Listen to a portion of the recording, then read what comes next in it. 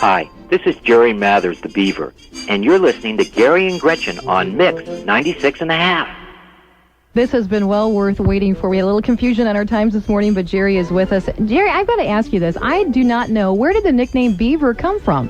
We know all the Leave It to Beaver episodes are taken from real life. The two writers had, Joe Conley and Bob Mosier, 11 kids between them. So all those episodes are from real life. And Joe Conley, all his life, had wanted to be a writer. So he would write down things that happened to him, things that happened to his kids. And he had like a book of all these different things. It was almost like a diary. But in the back of the book, alphabetized, he had everyone's name. So, of course, Tom, Dick, and Harry came up pretty quick. But when he was in the Navy in World War II on a destroyer in the Pacific, he had a shipmate called the Beaver. And so he put that name in the book.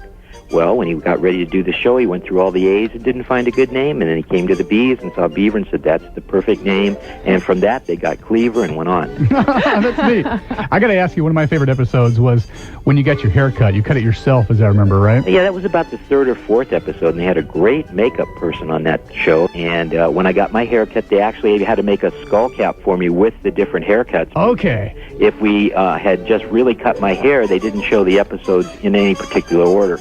So my hair would have been grown out one week and not the next. But Bob Don actually went on, and when Mission Impossible was on, he used to build all the faces for the ones that they'd rip off at the end of the show.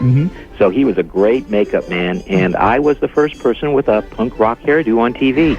Yes, you were. Jerry, tell us about the Brussels sprouts episode. I had never eaten Brussels sprouts. Before that? It wasn't something my parents cooked. And so, I'm reading this script, and it says, oh, the Beaver hates these things. They're terrible. They look like little bird brains. Wait a minute, that doesn't sound too good. So we did the first scene, the first dining room scene, where in the show I refused to eat them, and then we did that one, got it all complete, and then it came the next scene, and they actually brought the Brussels sprouts out, and I looked at them, and after I tried them, they were very, very good, and actually I like them very much now. So it started an addiction for you after that.